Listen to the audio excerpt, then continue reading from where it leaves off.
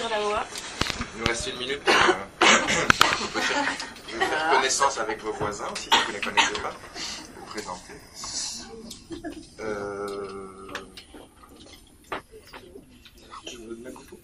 Debout pour avoir donc, pendant la minute qui nous reste, peut-être expliquer comment on va d'abord se présenter. Julie Dich, et je m'appelle Benoît Laurent. Je m'appelle Laurent. Ou Ben. Aujourd'hui, on va vous présenter, donc on a 2 heures devant nous. On va essayer de voir si on a besoin d'une pause ou pas. 2 heures, si les rythmes scolaires sont des fois sectionnés en 40 ou 50 minutes, il y a des fois des raisons. Il y a peut-être aussi des fumeurs parmi vous. À un moment donné, peut-être ce qu'on fera, c'est vous proposer de vous montrer une vidéo de rendu d'un projet que vous pouvez regarder ou avoir la liberté de sortir pour fumer ou vous aérer. Comme ça permet de ceux qui veulent continuer à se nourrir d'informations le peuvent, et ceux qui veulent se nourrir de nicotine le peuvent aussi. Commençons. Donc nous c'est OST, Oiseaux sans tête. On est un collectif, une association belge. Là on en profite aussi pour représenter Studio Public. En fait tous les deux on mène 2 associations de front, une en France, Studio Public, une en Belgique, Oiseaux sans tête. On a à peu près les mêmes objectifs, juste qu'on a des intervenants un petit peu différents suivant les pays. Là, ce qu'on va vous montrer, du coup, c'est un petit peu un mélange des projets des 2 associations. On a un groupe d'une dizaine de personnes. On est essentiellement on n'est pas des constructeurs ni des archis. On est plutôt des artistes, plasticiens. On travaille essentiellement dans le domaine de l'image, du message. Au départ, on est photographe pour la plupart. Et on a étendu notre collectif à des auteurs, à des sociologues, à des illustrateurs, des graphistes, des développeurs, journalistes, musiciens, et archives aussi. Et maintenant des architectes, mais qui sont plutôt des archis qui vont par exemple, plutôt que de construire, vont se transformer en cuisinier ou en performeur. Enfin, on est un peu tous multifonctions. On change un peu, on est multitask, et on est habitué à un petit peu mélanger les rôles. Nous on est présents ici à Genève, on a été invités parce qu'il y a 2 ans, je ne sais plus si c'était l'année dernière, il y a 2 ans, on a participé à jour de fête. Les oiseaux sans tête, c'est aussi parce qu'on est un peu, on n'est pas toujours, on est un peu sans tête. Et on fonctionne aussi de manière horizontale, on n'a pas de chef, on peut changer, on change un petit peu de ce que je dis, on change un peu de fonction en permanence. Donc voilà, invitation à revenir à Genève suite aux petites animations le temps d'un week-end pendant le jour de fête, aux grottes, où on a fait la fête. C'est aussi un peu un de nos leitmotifs en termes d'activation d'espace public. Nous, ce qu'on fait, c'est créer des événements et donner des outils aussi pour rassembler un petit peu les publics, quels qu'ils soient. On travaille avec vraiment plein de personnes différentes en termes d'âge, d'origine, de plein de communautés différentes. On essaye de les rassembler à travers des événements, des projets participatifs et créatifs. Ouais. Donc, pour mettre des mots peut-être un peu plus lourds ou autres, en fait, on essaie de se dire qu'on est un peu un laboratoire, on est toujours en expérimentation, à dimension expérimentale et artistique. On a rarement l'impression, en tout cas pour moi, rarement l'impression de travailler. C'est aussi un petit peu ce qu'on essaye quand on met en place des projets.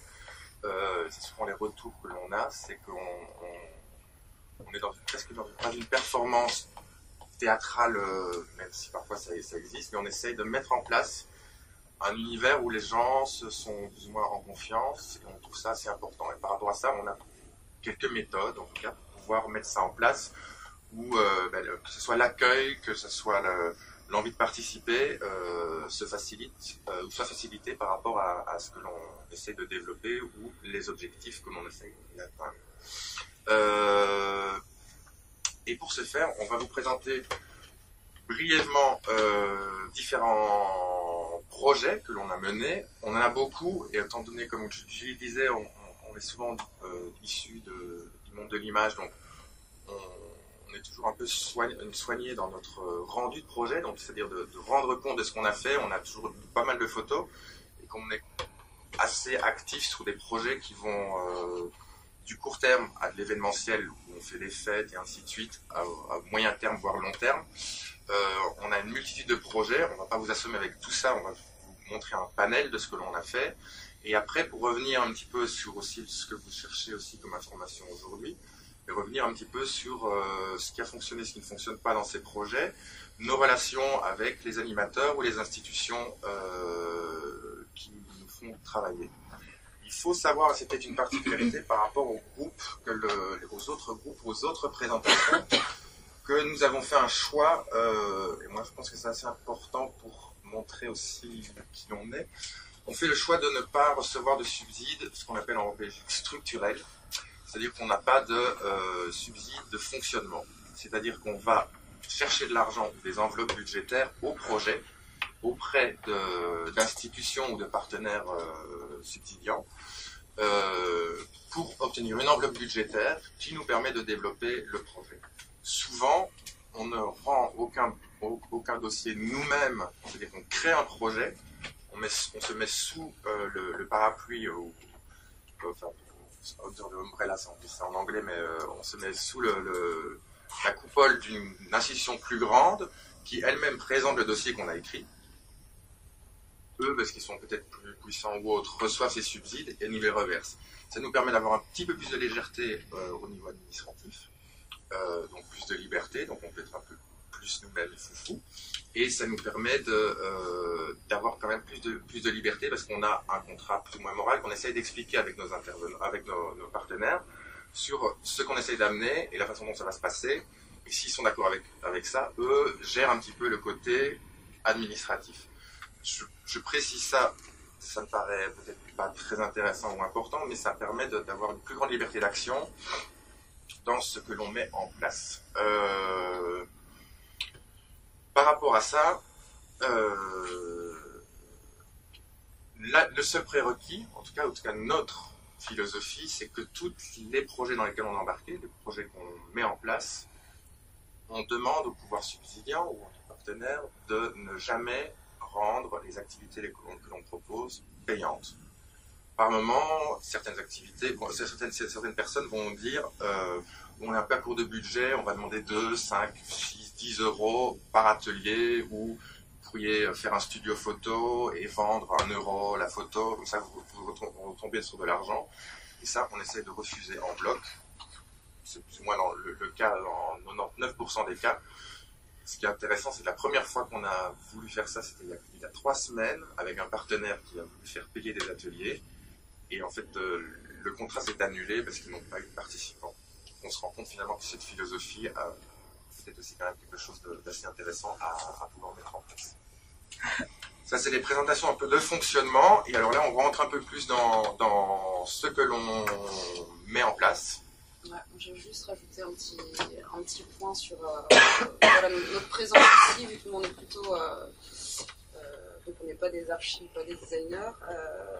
L'origine de ce type de projet, donc nous on est photographes à la base, et on a pendant des années accompagné des collectifs d'architectes qui ont commencé à faire des activations temporaires dans l'espace public. Je pense à Exist, Coloco, des gens comme ça. Pendant des années, on faisait la documentation de leur chantier, de leur travail d'équipe.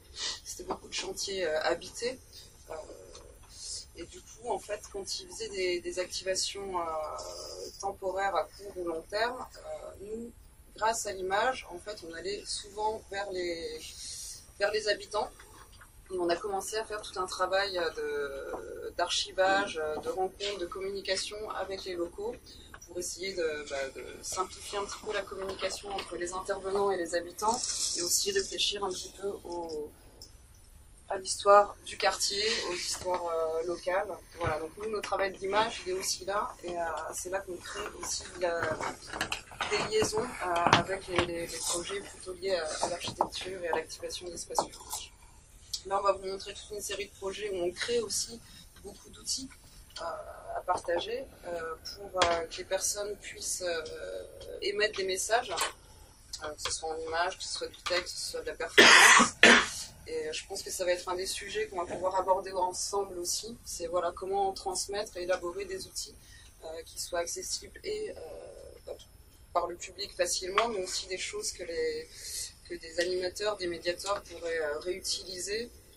Et de l'autre côté, que vous puissiez aussi nous apporter des infos, peut-être sur des techniques qu'on pourrait utiliser ou améliorer en tout cas pour ce type de projet. Donc on parle souvent de dispositifs. Ouais, nous on essaie toujours d'imaginer un truc, quelque chose qui accroche, qui permette de faire le contact, et ainsi de suite, d'avoir une action qui devient performative, presque poétique, et qui permet donc de façon, j'appelle ça toujours une façon douce, presque homéopathique, de rassurer, de faire que la communication se passe et que les personnes se livrent de leur quotidien sans qu'on... On essaie toujours aussi d'éviter de rentrer dans des clichés, que ce soit culturel, social ou autre, via des questions qui peuvent paraître des fois enfantines. C'est souvent un moyen d'accès à des groupes ou à des individus de pouvoir se livrer. C'est-à-dire qu'on essaie de pouvoir... On bascule quelque chose on offre quelque chose qui est quelque part au début simple à répondre, et donc ils prennent confiance, et de là on les emmène dans un processus où ils vont livrer de plus en plus sur eux-mêmes. C'est pas une technique de policier, d'interrogatoire de policier, mais c'est justement essayer d'éviter qu'on arrive avec une proposition qu'on a imaginée, et on arrive en fait, on propose, on a tellement dans notre tête qu'on ne s'est pas rendu compte que les gens vont peut-être se bloquer dans un premier temps. Donc des fois c'est par rapport à des micro-actions, des micro-questions que l'on demande à répondre, qu'on arrive à les emmener dans un processus qui vont les embarquer de 5 minutes à 2 heures à quelques jours. Donc on parle aussi évidemment de niveau d'échelle, pas mal de dispositifs, pas mal d'actions, que ce soit des géographiques, on est assez volatile, comme on l'a expliqué dans la première slide, de structures légales, donc ça nous permet de faire aussi quand même des appels à subsides, ou en tout cas recevoir des subsides, enfin pas des subsides, mais en tout cas recevoir de l'argent, d'avoir de la TVA, enfin des fois ce qui complique un peu les choses. En tout cas deux entités légales. On a un petit peu comme préambule, c'est-à-dire qu'on s'adapte au terrain, on est un petit peu partout, on va des fois dans la rue. Le mot studio public de l'association en France est assez explicite dans ces termes. Et on est vraiment à des projets micro où on embarque 5, 6, 10 personnes à des projets qui peuvent brasser jusqu'à 3, 4, 500 personnes sur une journée. On est dans l'événementiel par moment, mais par moment aussi, on a fait ça par exemple à Liège, c'était un projet sur un an où on a fait un projet avec 25 associations, donc c'était un projet de plus de 200 personnes, mais là c'était au long terme, on les rencontrait plusieurs fois pour mettre en place le projet. Moi je suis belge, j'utilise plein de belgicismes, j'invente plein de mots, vous allez les découvrir. Julie elle est française, on a des Italiens, on a des Italiens qui parlent espéranto, on a des personnes qui viennent de partout. On a toujours un langage, chacun parle plusieurs langues, et donc ça aussi c'est un facilitateur à la rencontre avec l'autre, parce que aussi le tissu démographique, en tout cas des quartiers, est de plus en plus varié, ou est très varié, et ça nous permet de pouvoir, si on entend un accent, d'essayer de raccrocher dans une langue, et eux sont surpris de peut-être découvrir qu'on parle cette langue, et ça permet aussi de délier un petit peu les a priori qui pourraient... Hein?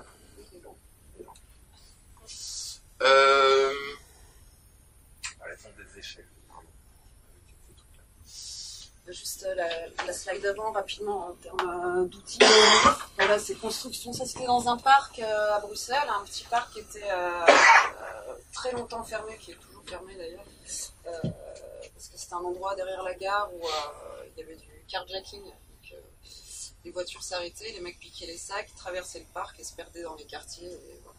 Donc, l'excuse, c'était de fermer ce parc. C'était assez désolant parce que il y avait plein de gamins qui jouaient au foot dans la rue, quoi. C'est un endroit où il y a énormément de circulation. Enfin voilà, c'était un super beau parc, fermé, inaccessible, avec pas mal de choses qui se passaient à côté, pas dans de très bonnes conditions. Et on a eu l'occasion pendant une semaine de le réouvrir, de le réactiver, et voilà, d'essayer avec les gens du quartier de montrer que c'était possible et qu'il y avait des choses à faire et qu'il y avait vraiment besoin de cet espace. Plusieurs collectifs invités, Rome Labor, nous on a créé un petit dispositif, c'était autour de la mobilité aussi, du vélo, donc nous on a créé un petit photomaton mobile, un peu avec les moyens du bord, voilà, où on a circulé un peu dans le quartier, demandé aux gamins pourquoi, enfin aux gamins, un peu à tout le monde, pourquoi on devait laisser ce parc ouvert. Donc voilà, là c'est un petit résultat tout simple. L'Ardoise, voilà, un nom, un prénom, et pourquoi on voudrait que le parc reste ouvert. Ces images-là après été affichées dans le quartier. Voilà, là on a une bonne série de personnes, et c'était une petite manière de faire passer un petit message pour les politiques. On pourra en parler plus tard. Finalement, ce projet n'a pas abouti malheureusement, mais voilà le type d'outils qu'on peut aussi construire. Alors cet outil, donc activation d'un parc pour une durée temporaire, nous qu'est-ce qu'on essaye, c'est de s'inventer une histoire par rapport à ce parc et le quartier. Le quartier est un quartier de textile et de vente en gros de vêtements. Donc construction d'un photomaton sur un vélo à l'aide de barres que l'on utilise, enfin de marchands, de matériel pour faire les étals de vêtements sur les marchés et ainsi de suite, et aller démarcher un couturier, une couturière, une retoucheuse du coin pour nous faire l'enveloppe. Aussi essayer d'inscrire un récit, une histoire, une anecdote qui fasse un petit peu pli. Donc c'est aussi la façon dont quand on explique ce projet-là. Moi j'ai pas d'être photographié, et puis alors, mais si on a fait. Regardez, en plus on a été avec Irma, la retoucheuse, qui nous a aidés. Ah mais vous connaissez Irma, ça permet de créer du lien, et une fois de plus ça brise la glace. Activation temporaire, donc finalement le quartier n'est pas très au courant de ces 2 semaines de cette ouverture du parc, et deuxième histoire racontée, c'est donc avec la mobilité, c'est d'avoir ce photomaton sur ce vélo, qui peut être un peu voyager en mode satellite dans le quartier et qui communique sur l'activation qui elle est fixe. Donc on devient aussi un outil de communication pour le projet. Ça c'est un petit peu aussi ce que l'on mettait en place par rapport à la genèse du projet quand on suivait des types collectifs existent ou colocaux. C'est-à-dire qu'eux ont un projet d'une architecture temporaire dans un lieu donné, et nous on essaye de rabattre. Rabattre, c'est peut-être pas aussi le mot le plus beau, mais en tout cas on essaye de sillonner le quartier pour essayer de faire converger les personnes vers le lieu activé. Oui, vas-y. Peut-être on peut clôturer, mais si on prend cet exemple de projet, je voulais savoir d'où vient la demande à propos de ce parc. Et puis, est-ce que vous, là, quand vous mettez en place ce genre de projet, est-ce que vous avez un objectif en fait en termes de résultats? Vous avez dit avant effectivement que ça n'avait pas abouti, mais est-ce que au base du projet, vous donnez effectivement un objectif de dire, le but c'est que le parc puisse rouvrir, que la municipalité puisse faire quelque chose, et dans ce cas-là, d'où viennent les financements en fait? Parce qu'il y a peut-être aussi une logique un peu bizarre de dire on se fait financer par une municipalité qui ferme un parc. Ouais, là en l'occurrence c'était une semaine de bénévolat. On avait 2 000 euros. 2 000 euros. Sur 2000. Ok. Qui organisait ça? C'est une institution, un festival en fait. C'est un festival européen qui s'appelle My City Lab, qui avait lieu aussi en Hollande. Puis, voilà, donc invité plusieurs collectifs. Ça a été assez intense dans le sens, ce que je disais, les gens ont été très ouverts sur le projet. C'est un quartier qui est difficile. Les jeunes nous ont super bien accueillis. On a eu des communautés népalaises. Personne ne savait que ça existait. Enfin, ils se sont venus nous faire à manger. Enfin, bon, ça a été vraiment très bien. On a eu des rencontres avec les gardiens de la paix, avec les jeunes, avec vraiment des moments de concertation. Les gens étaient très impliqués. Le fait est que, alors, est-ce que c'était aussi, il y avait un partenaire privé, une espèce de restaurant à l'intérieur. Enfin, en gros, la semaine s'est bien passée. On a vraiment prêché pour notre paroisse. On pensait que le parc allait réouvrir. En fait, il y avait 2 accès. Donc, on avait dit la condition, ça serait peut-être de fermer l'accès côté gare, pour que les mecs puissent pas partir s'il y a ce problème de sacs volés. Et voilà, laisser ouvert côté quartier, quoi. C'était censé marcher, tout allait bien, et c'est pointé un lundi matin, le projet était fini, on arrive le lundi matin, et les grilles étaient de nouveau fermées, complètement verrouillées. Et en fait, il y avait eu une agression le dernier jour. Et de là, ils ont décidé de refermer. Donc ça, effectivement, on pourra en parler après, mais c'est un moment où on a vraiment eu des boules, parce qu'on emmène les habitants aussi dans un processus de confiance, d'espoir. Vraiment, on fait communiquer les personnes entre elles, on leur fait un peu miroiter un truc qui en fait se passe pas. Moi, je sais qu'après ce projet-là, on a réclamé la réouverture et ça vient de passer porte close. Moi, pendant des semaines, je n'osais plus aller là-bas. Je voyais les gamins qui continuaient à attendre devant la ville. Et là, on était complètement impuissants. Après, on pourra répondre à ce genre de questions un peu plus tard. On va balayer parce que là, c'est déjà une question intéressante par rapport à un projet. Là, à vous montrer justement qu'ils vont aussi expliquer pas mal de problématiques ou des choses qui fonctionnent par rapport à ce partenariat. Nous étions un des intervenants. Il y avait genre 15 intervenants. On ne gérait pas le projet d'ouverture du parc. C'est-à-dire qu'on a été invité parmi 15 intervenants à essayer d'activer ce parc-là. Donc on avait quelque part pas la responsabilité de le basculer dans un parc public. On a fait tout notre possible pour essayer de communiquer en ayant des phrases des enfants, ainsi de suite, que les personnes qui organisaient le festival auraient pu balancer sur le politique, ainsi de suite. Et à un moment donné, ça nous échappe. Et après, c'est aussi, ce projet-là date d'il y a un bon moment. C'est un peu dans les premiers projets qu'on remenait sur Bruxelles. Et c'était une méconnaissance du tissu, des organisations ou des institutions ou même des personnes, en tout cas la personne qui avait organisé ce festival, s'est avérée être une personne avec qui on ne veut plus jamais travailler parce qu'en fait il avait tout en main pour pouvoir peut-être effectuer quelque chose de beaucoup plus positif par rapport à ce qu'on avait réalisé, tous les groupes, enfin toutes les entités, mais c'était quelqu'un qui était dans un système de projet européen simplement pour toucher des subsides, a fait un truc de recette de projet à budget accepté. Et après, lui, en fait, le futur du truc, il n'en avait en fait pas grand-chose à faire. Et donc nous, on a appris de ne plus gérer, ne plus aller avec lui, et surtout après d'avoir une autre lecture et de parler en réunion sur base d'invitation à ce genre de projet, de parler en réunion, de savoir comment est-ce qu'on va pouvoir voir la suite dans le cadre du projet que vous nous proposez. Je sais qu'il ne faut pas maintenant poser déjà des questions, aussi, mais après c'est juste... Ce qui est intéressant, moi, la question que je voulais poser, c'est à quel point le fait de venir avec une infrastructure, un dispositif que vous l'appelez mobile, empêche finalement la pérennisation pas du dispositif, mais de l'acquisition d'un espace, je ne sais pas comment dire. Du fait que, après, bien sûr qu'il y a tout un environnement, comme tu viens de le décrire, qui fait que le gars, il vient, il repart, il pas son problème de savoir ce que ça a comme répercussion. Mais vous qui êtes sur place, est-ce que du coup, c'est pas en contradiction? Je me pose la question de savoir, tu vois. Après, non. Le fait de venir avec un dispositif mobile, c'est que forcément, ça peut se pérenniser puisque vous repartez aussi. Ah ouais, non, mais là, en l'occurrence, ça a été... Vous laissez une trace quand même. Mais ouais, là, ça a été créé pour l'occasion. Voilà, donc c'était aussi un moment de construction avec les jeunes et tout ça, effectivement, acteurs locaux, marchands, etc. Mobilité pour la communication. Trace, elle était là trace du message et de l'envie, parce qu'effectivement un affichage, une série de posters comme ça avec des revendications.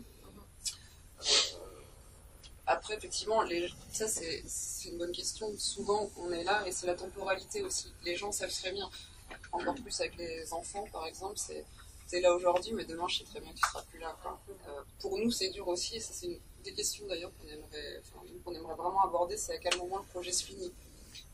Qu'il soit positif, parce qu'on a réussi quelque chose de négatif, c'est le moment où on se dit, bon allez, c'est la dernière fois que tu vas sur cet endroit, comment t'arrives à partir, comment tu... Ouais, ça serait chouette de pouvoir en discuter, parce que c'est un de grosses questions, et voir un souci. On a beaucoup d'échanges de restitution. Là, moi, je me volontiers cette question de comment faire pérenniser les actions artistiques ponctuelles et quel est en même temps le bénéfice. Je me prends volontiers aussi toutes ces questions un peu plus méta. N'hésitez pas à la fin à les poser, je les note aussi parce que je pense qu'elles vont pouvoir faire résonance dans d'autres ateliers et on aura à ce moment aussi des choses. Nous, c'est un peu vraiment c'est une des motivations aussi de venir échanger avec vous ces jours-ci, c'est effectivement comment, une fois que la transmission est faite et s'il y a vraiment réellement transmission, si nous on parle d'outils et de transmission, est-ce qu'on le fait vraiment? Est-ce que les gens après ont vraiment les clés pour pouvoir être maîtres décisionnaires? Et puis aussi, voilà, comment le moment où ça s'arrête et comment rendre ça réellement pérenne. Et effectivement, ça va pour les questions de construction. Parfois, on le verra plus tard aussi. Quand on intervient avec des architectes, on fait des constructions en bois, des trucs de jeu et tout ça, c'est chouette. Mais s'il y a un moment, si c'est plus entre ça se dégrade super vite. Et qu'est-ce qui se passe? Ça devient un truc encore plus chaotique qu'avant.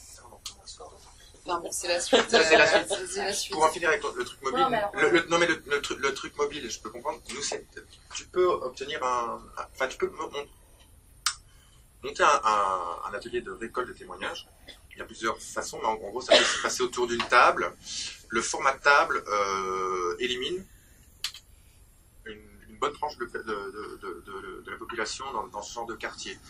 Créer un truc un peu qu'est-ce que c'est que cette boîte noire, permet de pouvoir les avoir. Et comme je l'ai dit, était aussi quelque chose qui nous permettait d'aller à 2-3 rues à côté, où les personnes n'auraient jamais été au courant de l'événement.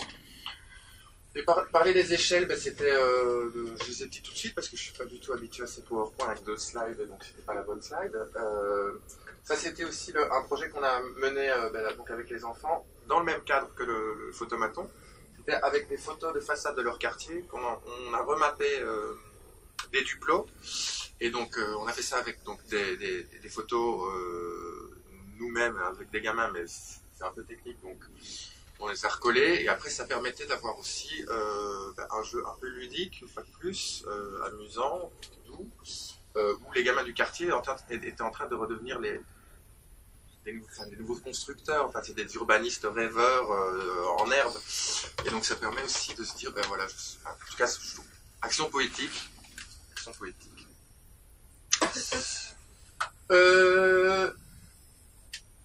Parler du pérenne, on en reparlera après, on va juste présenter le projet maintenant, parce que nous, par exemple aussi, on ne veut plus trop travailler, en tout cas nous on essaiera à l'avenir.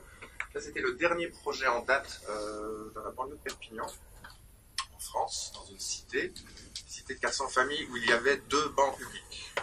Et on a été appelé à faire une action socio-culturelle de réaménagement avec les habitants.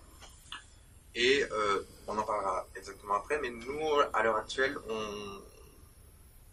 et c'est là que ce genre de rencontre comme aujourd'hui et demain est importante, c'est que nous, en tant qu'acteurs culturels intervenants, dirons-nous, ou artistes intervenants, on pourrait être amené à travailler avec vous.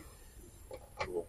Et donc il faut qu'on se mette d'accord de comment trouver, quelle est la méthodologie qu'on doit mettre en place pour que on ne soit plus confronté aux problématiques que nous on a rencontrées là.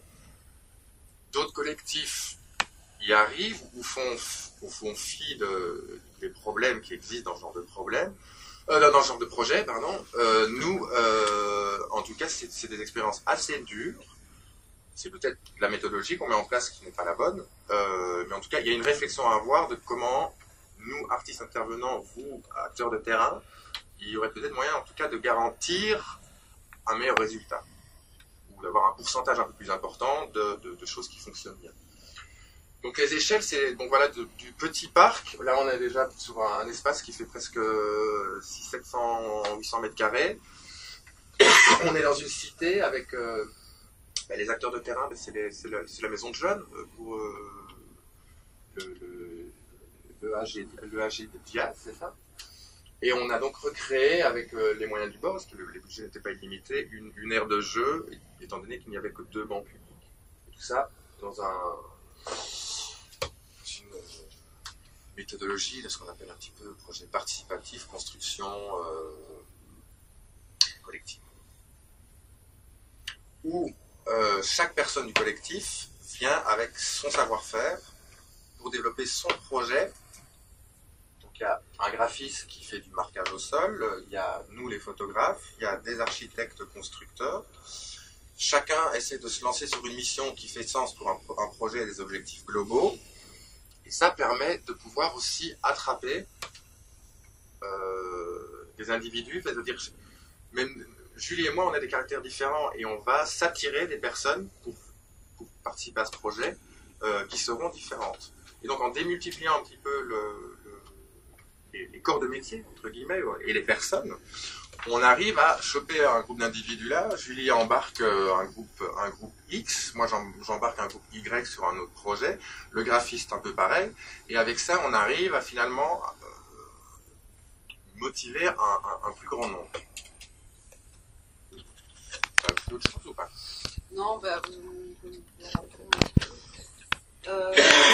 l'idée par exemple de faire ensemble, ce qu'on disait, c'est essayer de transmettre des outils.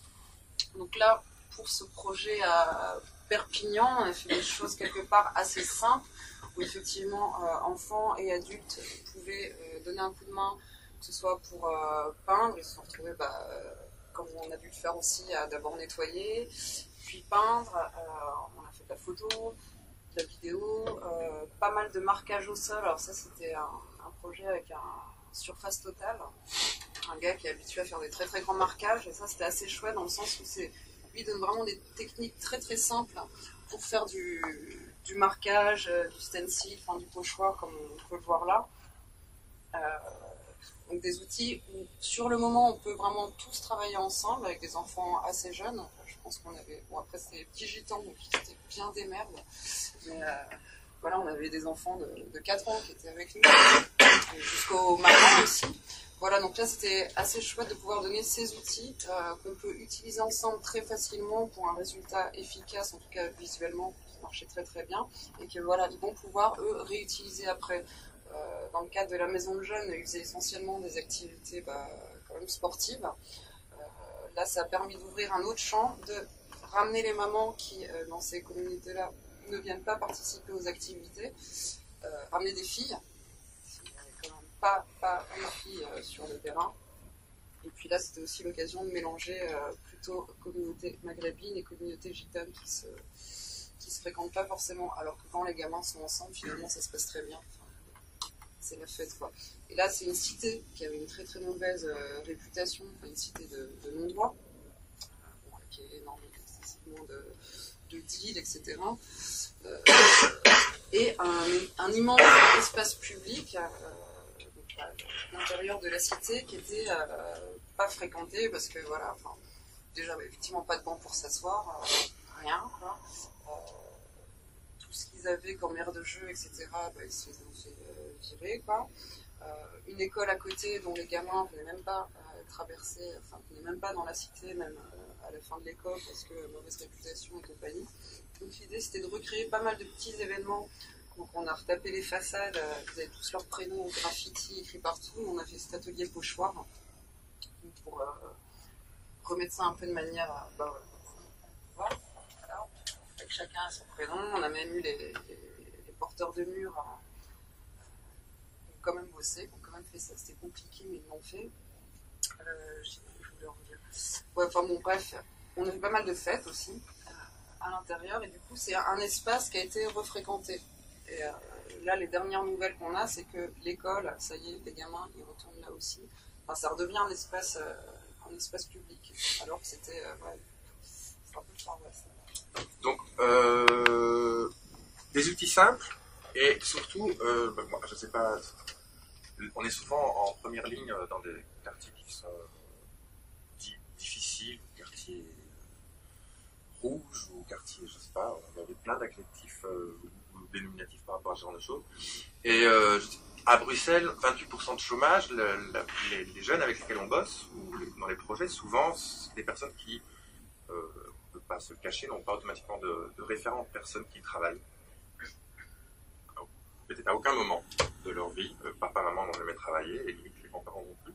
Parce qu'on a des lois de chômage en Belgique qui permettent ce genre de choses. Moi, je ne suis pas là du tout à dire que c'est des assistés sociaux, c'est pas là le débat.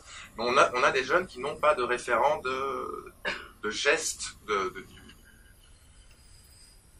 référents de personnes qui travaillent. Et donc, avec un apprentissage par l'expérience, c'est-à-dire que nous, on les emmène, peut-être tu peux écrire ton nom comme ça, et on montre les choses, et petit à petit, le mec, il te regarde, et puis, ah ben moi, je peux le faire aussi, et donc, nous, limite, on fait les 2 premiers prénoms, et puis après, on se retrouve avec les mamans qui le font elles-mêmes. Aussi, essayer de trouver des moyens où les personnes s'approprient l'outil mis en place. Donc, il y avait des graffitis partout, des insultes des uns vers les autres, des sales gitans, nanana, enfin, on en passe, on n'est pas là pour dire des gros mots. On remet un coup de frais et on essaye avec eux de les faire peindre. À nettoyer, repeindre et ainsi de suite, ils se rendent compte que c'est quand même un certain effort, donc ça s'est certainement dégradé aujourd'hui, mais ça a un peu pris du temps pour avoir un premier graffiti, et on a su tout de suite qui c'était. Il s'est fait tirer les oreilles, entre les gamins entre eux on dit mais non, on va essayer d'arrêter de faire ça. Donc, on installe aussi une sorte de paix sociale. Vous avez resté combien de temps? Ça. Voilà. Ouais, c'est un projet qui s'est étalé sur un peu plus d'1 an. Après, effectivement, c'était à Perpignan. Du coup, nous, on est intervenus 6 fois, à chaque fois entre 1 semaine et 10 jours. Voilà, avec une équipe, on était 5, on a dû faire appel. Du coup, on était 3 OST sur le public, nous 2 et un architecte, un architecte constructeur bidouilleur. Que l'équipe existe, et Surface Total, donc le gars qui fait les marquages, des gens avec qui on a déjà travaillé sur pas mal de chantiers et dans des situations aussi de quartier un petit peu intenses. Et du coup, quand on nous a appelés pour ce projet-là, on s'est un peu construit une équipe à toute épreuve. Et voilà. Après, on avait des correspondants sur place, donc la maison de jeunes, avec qui ça s'est super bien passé, un centre social aussi. Et, du coup, on était l'école aussi, l'école élémentaire. Donc voilà, quand on y allait, on mettait aussi des choses en place. Donc il y avait, ça continuait à communiquer et à avancer même quand on n'était pas là. Nous, ce qu'on faisait, c'était des temps forts avec plusieurs actions. Là, il y a une partie qu'on ne montre pas, où on a créé une espèce d'aire de jeu avec des pneus, une donation du quartier avoisinant. Ça a bien marché, ça a brûlé, ça a été retiré. Il y a eu plusieurs phases, et aussi une trace, donc tout ce qui est peinture et fresques, et puis aussi, je ne sais pas qu'on l'ait là en slide, sur une des barres qui est détruite. Si, plus tard, mais je vais pas... Voilà, enfin des portraits aussi en images, voilà, des traces des relations avec les habitants. C'est encore ce qu'on devrait dire après. On avance, on a 48 slides à vous montrer, on a la 9e, une demi-heure, donc on tient le bon bout. Ben bon, juste aussi pour dire, par exemple, d'un phénomène qui s'est passé par rapport à notre action. Le centre de jeunes qui est ici, donc il y a une table de ping-pong, il y a quelques ordinateurs. Les 3 éducateurs étaient, c'est une cité qui est divisée, ou qui polarise, ou qui se bouffe un peu les uns les autres, entre communauté gitane d'un côté et communauté nord-africaine, plutôt algérienne, de l'autre. Le centre de jeunes, tous les éducateurs étaient Maghreb. Et donc toute la population du centre, de ceux qui fréquentaient le centre jeune, à peu près 90% étaient de la même communauté. Nous, on arrive, on a un petit peu mis un coup de pied dans le fourmilière. Ça s'est quasiment rééquilibré à 50-50, et surtout des filles ont commencé à venir. Donc voilà, ça c'est aussi des trucs qui nous, projet difficile, on en a bavé, mais on se dit, ben voilà, on a quand même réussi à... Ben, ça, c'est une réussite immatérielle quelque part. En tout cas, ce n'est pas visible, c'est pas visible comme la peinture. Ça, c'est des trucs qui nous disent, ben, on pourrait quand même essayer de réimaginer de faire des projets comme ça. Mais c'est ça qu'on doit aussi discuter de comment réussir ces projets. Après, je pense que c'est un point. On va faire la présentation, voilà, on y est aux questions, aux entre-deux. C'est bien d'y aller comme ça. Pour ce projet-là, c'est la Casa Musicale à Perpignan qui nous a appelés. Donc c'est un lieu qui est assez chouette, qui fait la promotion de la musique.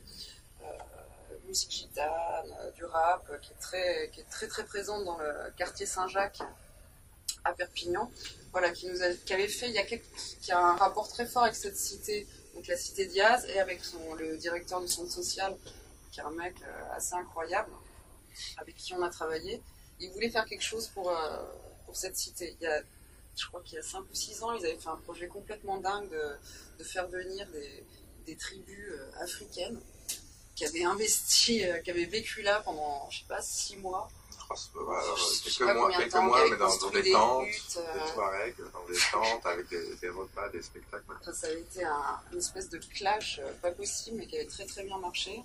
Et voilà, après, entre ce temps-là et les autres projets, c'est quand même des cités du coup, qui sont pas mal sollicitées, à qui on offre beaucoup de projets participatifs, artistiques, et à chaque fois ils se sont pris des tollés, pas possible, quoi. Ça n'a jamais marché. Nous, on avait eu l'occasion déjà de travailler avec la Casa Musicale des années avant, avec aussi communauté gitane, mais plutôt gens du voyage, enfin, en mouvement. Ça s'est bien passé. Ils nous ont dit, on a besoin d'une équipe un peu... non, mais le côté international, c'est-à-dire, nous, on a fait venir des gens d'un petit peu partout, on n'était pas du tout locaux. Et au début, nous, on se sentait un petit peu, on se disait, tiens, pourquoi nous faire venir d'aussi loin? Qu'est-ce qu'on va dire aux gens, qu'est-ce que vous foutez là? Vous ne connaissez rien de notre culture, de notre région. Et en fait, le fait d'être aussi étranger,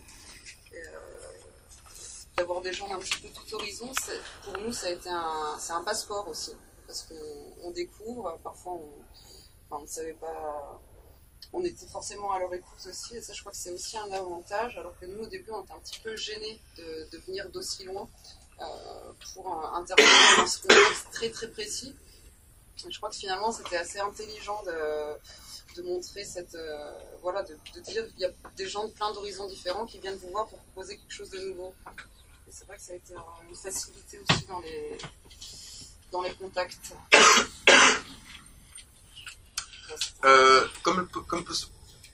Comme sur le projet précédent, et je pense qu'on aura des anecdotes aussi pour chaque projet si vous voulez, mais surtout on essaiera d'abord de récolter un peu de questions et d'échanger sur ça.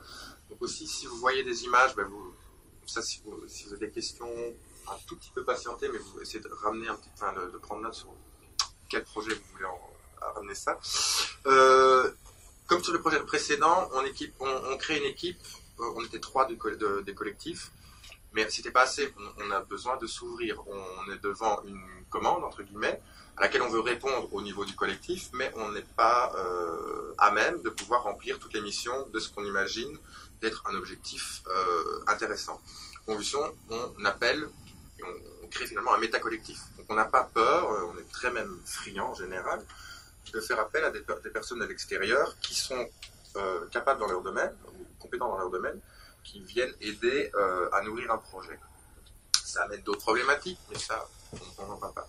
Ici, c'était un projet avec le collectif ETC, c'était leur dernière étape de leur Tour de France, où ils sont arrêtés chez nous, et on avait donc une commande d'une institution sur la création de jardins partagés, jardins collectifs, dans un chancre, dans une dent creuse, entre des logements sociaux et une institution une institution, Maison de la cohésion. maison de la cohésion sociale d'Anderbrecht.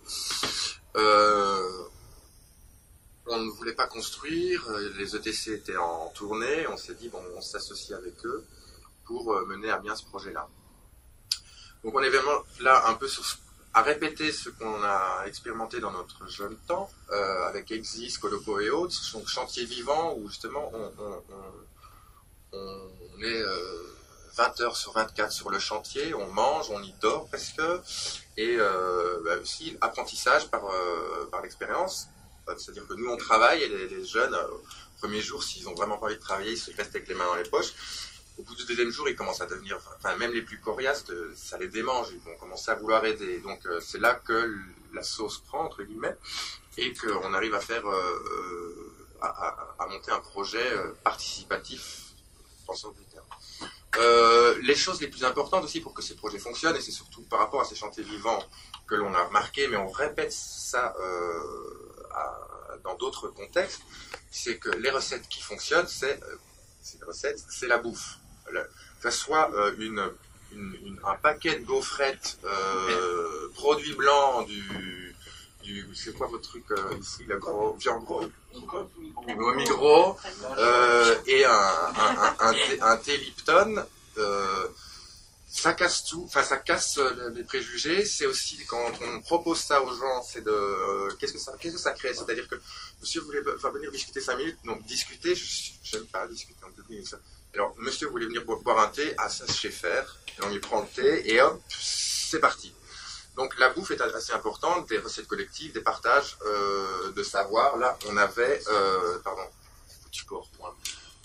on avait donc des familles italiennes, siciliennes, qui nous ont appris à faire le pesto comme elles le font là-bas.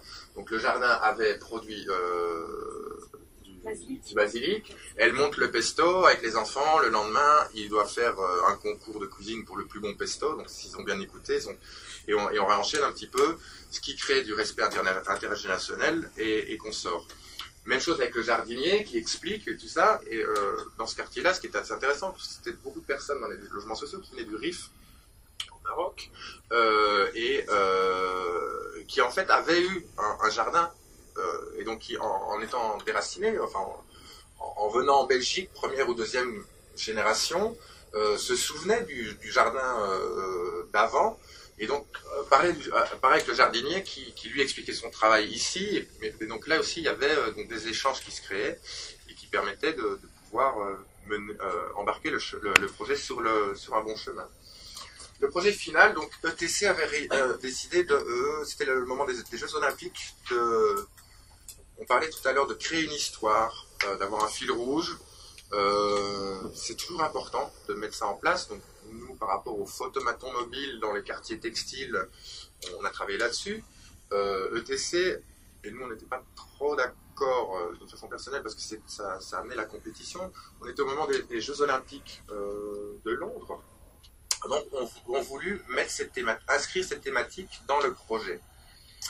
Les Jeux Olympiques, qui dit compétition avec 25 enfants, enfin 25 adolescents de moins de 16 ans, créer des gagnants et des perdants. Donc nous, on n'était pas motivés, donc on avait aussi essayé d'imaginer des solutions pour que le monde de la compétition, qui est quand même la source de la fin de cette société, il faut l'avouer, soit un petit peu modifié pour qu'on ne soit pas que le gagnant de muscles ou de puissance soit le gagnant tout court. Donc on essaie de trouver des choses. Donc c'est pour ça que